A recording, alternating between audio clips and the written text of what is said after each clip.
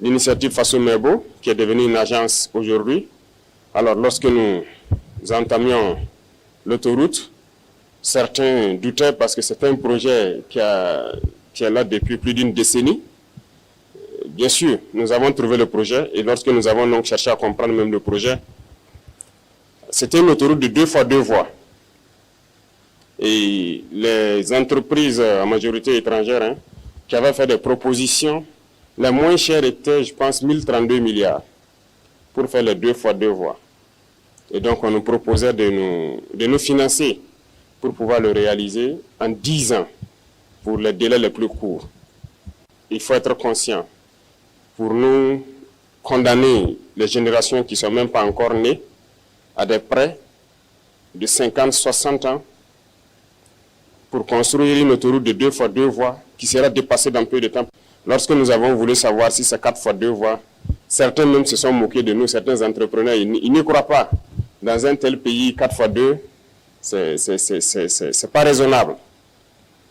Certains ont dit que ça devrait nous coûter plus de 3 000 milliards. Mais comme je dis, dans la révolution, c'est la responsabilité, c'est la conscience.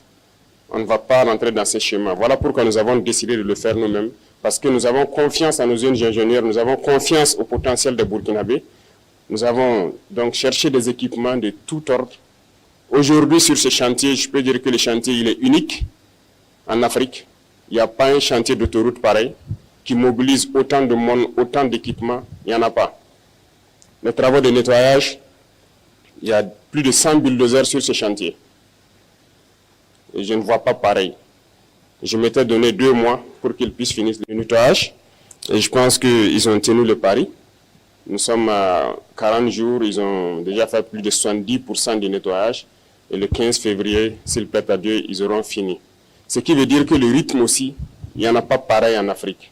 Et nous allons finir, c'est un défi, nous allons finir dans un délai que personne ne va croire. Parce que nous avons déjà tout à notre disposition. Toutes les machines, tout le nécessaire est là.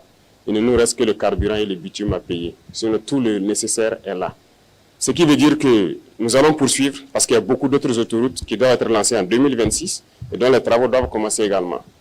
Les infrastructures, c'est une priorité. Ça aide tout le monde, que ce soit les populations civiles, les forces armées, les forces de sécurité intérieure. Tout le monde a besoin d'infrastructures routières.